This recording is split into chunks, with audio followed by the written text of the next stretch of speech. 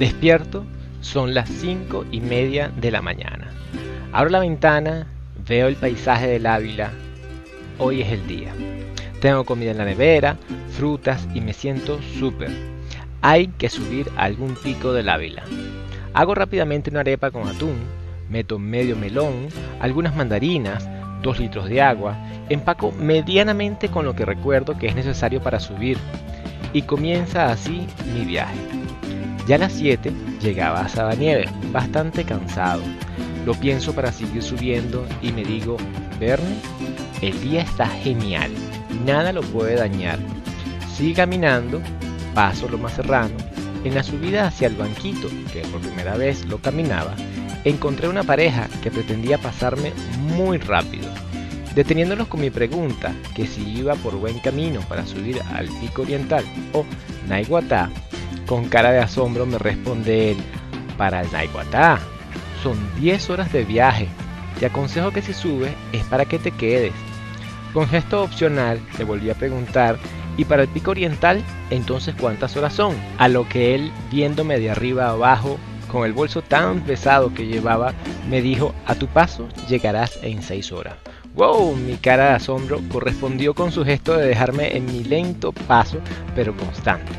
Luego de las interminables zigzag de la subida hacia el banquito y el olor a húmedo que penetra por la ropa, a las 8:45 llegaba al primer mirador, que tenía uno de los muchos nombres que me encontraría, distintos a lo que pudiese imaginar. En efecto, el banquito solo contaba con un solo banquito, donde se pueden sentar de 2 a 3 personas, ocupado para aquel momento, pero sin duda la vista hacia Caracas era la mejor que había visto hasta entonces. Luego de comerme la mandarina, tomar agua y descansar, escuché hablar de un lugar llamado No Te Apures. El nombre me daba y me quitaba la curiosidad al mismo tiempo, porque si quería llegar a conocerlo no debía apurarme, entonces no debía ser un lugar tan grato. En efecto, es un lugar que cuenta con un campamento dentro de un claro en la selva húmeda, sin ningún tipo de vista, que siempre te dejará con la interrogante del por qué no debo apurarme. Descansando en el tronco por butaca, en el medio del claro, noté que de mi espalda salía humo, efecto que se produce por el calor del cuerpo, la humedad del ambiente y la temperatura. Esta última jamás la noté. La pareja que le había preguntado anteriormente llegaba hasta allí, cosa que me preocupó de gente tan atlética que no llega a la cima. Me hizo dudar de lo que podría lograr con mi experiencia en la zona. Como era de esperar, jamás me rendiré sin ver la cima. Con los años aprendí que en la subida debes dar el 50% de ti, porque el otro 50% es para la bajada. Quizás mi ignorancia me hizo hacer un viaje extraordinario ese día. Luego No Te Apures, la vegetación, el clima y todo cambia. Inclusive el agua turbia en pequeños pozos formados por los pasos de otras personas en la ruta me sorprendieron porque hacía semanas que no llovía en la zona. Quizás se tratase de algún manantial que brotaba cerca, volviéndose el piso altamente resbaladizo. Sin duda, ya estaba muy cansado. Decidí comerme unas galletas de la Colonia Tovar que había comprado en la entrada del cerro y descansar. Sabía que no podía devolverme. Sentía la necesidad de llegar a la cima. Mi viaje continuó pasando intrincados árboles al borde de precipicio, zanjas hechas por la erosión de la lluvia en distintos tipos de tierra, hasta llegar muy cerca de lo que luego conocí como la entrada a la Silla de Caracas. Luego de 1 hora y media, casi sin ver el cielo, ahora veía uno de azul intenso, solo comparable al que se ve desde un avión, con pinceladas de nubes y un sol, aunque fuerte, no me quemaba. Un clima muy agradable. El silencio de alrededor, interrumpido periódicamente por alguna música que se escuchaba desde la capital, era como para quedarse a dormir en ese lugar. Sin tiempo que perder, estando sumamente fatigado por el peso, quizás innecesario, de mi bolso, seguí caminando por el borde de la Silla de Caracas, hasta llegar a una Y donde vi varios muchachos que me habían pasado horas antes. Comían pequeños trozos de pan con algún relleno. Luego de mucho supe que esa Y es la que divide la ruta al pico occidental a la izquierda y pico oriental hacia la derecha. Pregunté a quien pudiese responderme que cuál era el pico más cercano. Uno de ellos me respondió casi sin dejar de comer que hacia la izquierda, el pico occidental. En efecto, fue la mejor decisión que tomé. La vista desde la silla fue sin duda una maravilla. Hasta ahí había valido la pena todo lo que sudé, me ensucié, me resbalé, el dolor de las piernas, en resumen, el sacrificio total. Sí, había querido dormir en los lugares anteriores por su silencio, ahora más que nunca quería quedarme a dormir por el clima, la brisa, el paisaje. Muchas veces vi la Guaira, quizás hasta el pico Humboldt, pero haberla visto, subido con mis propios medios, fue realmente una experiencia que todo ser humano debería experimentar alguna vez en su vida. Allá está la Guaira, increíble, al fin la veo, yo subiendo, un barquito por allá. Estoy súper cansado, creo que aún me falta, estoy en pico oriental, occidental, ya no sé en qué pico estoy más mamado que chupón de guardería. Los acantilados se ven espectaculares, las palmeras, ya todo se está empezando a nublar. Creo que justamente llegué, ya la Guaira se despegó un poquito. Ay, parece que viene lluvia. Aún así esperaré un rato para ver si puedo tomar una foto al pico. Está pegando mucho más frío.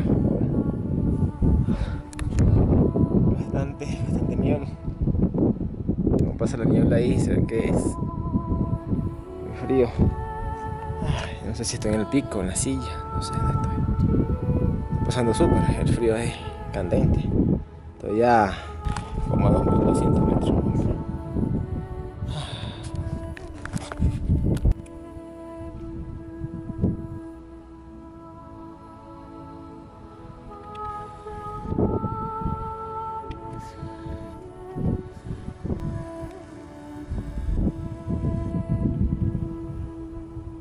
Como imaginé que aún no llegaba al pico, continué caminando por un estrecho sendero de vegetación tupida por los árboles similares al chaparralito llanero y el bambú.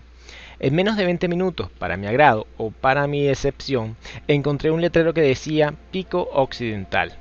Vaya, esperaba que la vista fuese espectacular, pero no había nada que ver, solo la misma vegetación que me había latigado desde que salí de la silla. Le pregunté a la gente que pasaba cuánto me faltaba para el Humboldt, ya que mi propósito principal estaba logrado. Me hablaron de un lugar llamado Lagunazo, el tanque y la subida matadora del Humboldt. Ok, pies desgastados, a la obra. Sin saber que el camino se pondría peor de lo que me esperaba, era un camino de piedras sueltas que me terminaron de maltratar los pies. El alivio lo sentí cuando llegué al principio del Lagunazo, que mucha gente lo confunde como fila maestra. Hasta el día de hoy no sé quién está en lo correcto, ya que en Google Earth aparece como Boquerón.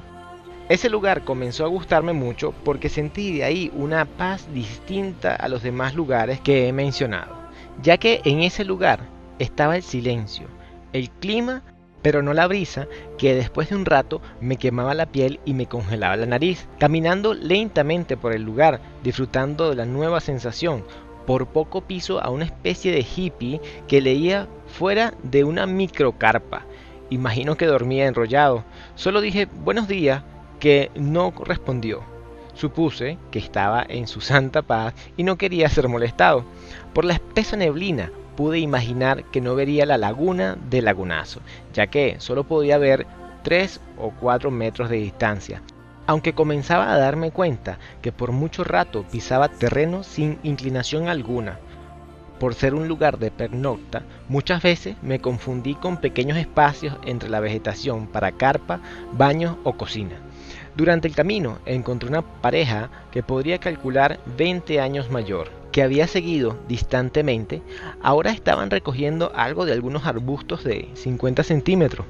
Para mi agrado, cuando me acerqué a tomar un fruto morado de una ramita, mi mano entró con facilidad, pero el problema vino cuando intenté sacarla. Me clavó pequeñas garras que me hizo cuestionar si realmente valía la pena mi curiosidad.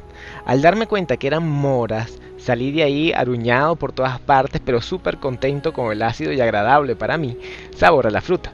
Noté que un grupo me miraba extrañado por mi comportamiento y la cara roja color mora, a lo que dije, si esta gente se queda acá, debo seguir ahora con este grupo más numeroso. Algo extraño, pero agradable. Caminando nuevamente de forma discreta, noté que salían de una zanja. Para mi sorpresa, había encontrado el letrero que decía Lagunazo. Nuevamente, nada como me lo había imaginado. ¡Un chorrito! Mi mente volvió a estar feliz y triste al mismo tiempo. Habían jugado conmigo varias veces en este día, pero sin duda me alegré porque había encontrado agua. Luego de tomar agua, fotos y lavar mi cara, continué cerca del grupo, descendiendo por un camino distinto, pero peor, en el sentido que las zanjas ahora eran más profundas, más estrechas y más oscuras. Sin embargo, mi alegría llegó cuando vi por primera vez Galipán. Fue una experiencia única poder verlo, con la espesa neblina como techo. Ninguna de las fotos que muestro refleja la belleza de lo que veía en mis ojos, o quizá era porque sabía que iba a tener acceso a un camino plano y a un vehículo, ya que los pies no los aguantaba. Al poco tiempo alcancé al grupo, el cual resultó ser muy amable y muy conversador desde todo punto de vista, los cuales me evitaron la subida matadora del Humboldt, enseñándome un camino detrás del tanque que jamás pudiese haber visto hacia el pueblo de Galipán. Juntos nuevamente recorríamos caminos cerca del precipicio hasta llegar a Galipán, donde las flores, los cultivos de durazno y un hermoso perro canela nos recibieron junto a una llovizna que desde hace rato me perseguía. Describir lo especial que fue pisar plano luego de haber pisado el último suelo pavimentado a las 6 a.m. sería poco. Entendí por qué construyen junglas de cemento. Una vez en Galipán, esperamos tomar un rústico hasta Cotiza. Durante el camino, las bromas y el descanso fue único. Después de muchas horas me sentaba en algo acolchado. De Cotiza tomamos un bus vía La Hollada. Durante el camino, uno a uno se fueron despidiendo y yo con instrucciones me bajaría en la iglesia Sagrado Corazón de Jesús, donde subiría a la estación de metro La Hollada. Una vez dentro, la gente me veía totalmente extraño, por lo sucio, cansado. Sabía que no podía ir a la casa, sino tenía que ir a buscar la moto, que la había dejado en la entrada del cerro. Sin saber si estaba más contento por el viaje o más cansado por el recorrido, me bajé una cuadra antes de la subida donde estaba la moto. Sentí realmente cómo los maratonistas levantan el pie, recorren unos pocos centímetros y lo dejan caer, haciendo un esfuerzo fuera de mi límite. Recogí la moto, fui a mi casa a terminar el día en mi rica cama. Hasta una semana después no pude mover libremente mis piernas debido al dolor por sobrepasar mis límites físicos. Esto lo escribo varios años después del viaje y no me arrepiento ni de un minuto de haber hecho ese viaje. Es y seguirá siendo el mejor viaje sin vehículo que he hecho en mi vida, o el que me dio la credibilidad en mí mismo para lograr muchos viajes más de ese tipo. Cuando conoces que no tienes límites de entrega para alcanzar tu sueño, los objetivos son cada vez más grandes.